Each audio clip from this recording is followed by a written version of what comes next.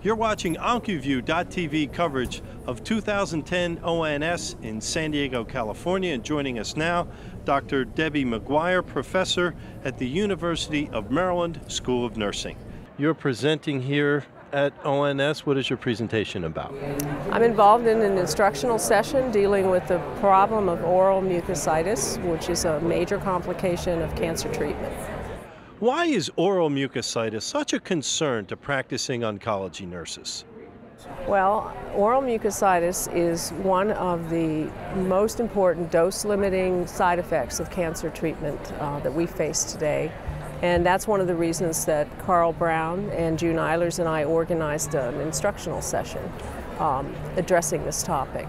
It has a variety of clinical side effects such as pain, impairment of nutrition, communication, and other issues, infection, that can cause a cancer patient to have life-threatening complication from treatment and in fact necessitate stopping the treatment, which is not a good thing for the cancer chemotherapy.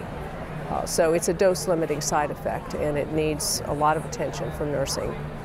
What evidence-based guidelines are there available for managing oral mucositis?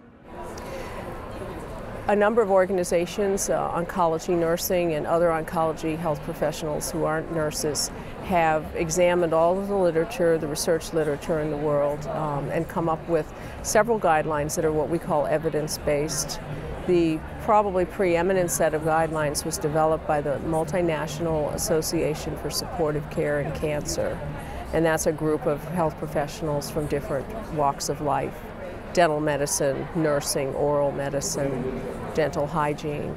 And they have written a set of guidelines that help prevent and manage oral mucositis secondary to cancer treatment. It's available at their website, which is www.mascc.org,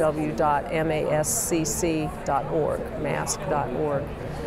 And those guidelines can be used by nurses, dentists, physicians, and other people who are managing cancer patients receiving chemotherapy.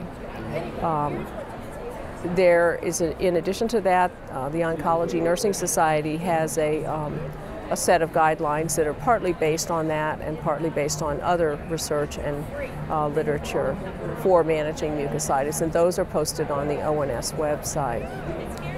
What I'd like to comment about in terms of the importance of this problem is that approximately 400,000 people with cancer who undergo treatment for their cancer do develop oral complications, including mucositis. And some populations, for example, those who are receiving radiation therapy to the head and neck region, develop mucositis at a rate of between 80 and 100%. So it's a significant, serious, painful, life-threatening, dose-limiting side effect.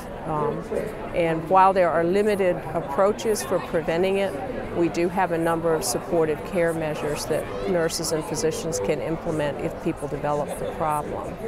So part of our instructional session that I mentioned earlier is aimed at helping nurses understand the current evidence that exists for managing the problem and how to appropriately put that evidence into practice. Doctor, we appreciate you spending some time with us. I know you want to go review your slides. Good luck with your presentation here at ONS. Dr. Debbie McGuire from the University of Maryland School of Nursing, joining us here on Oncology.TV.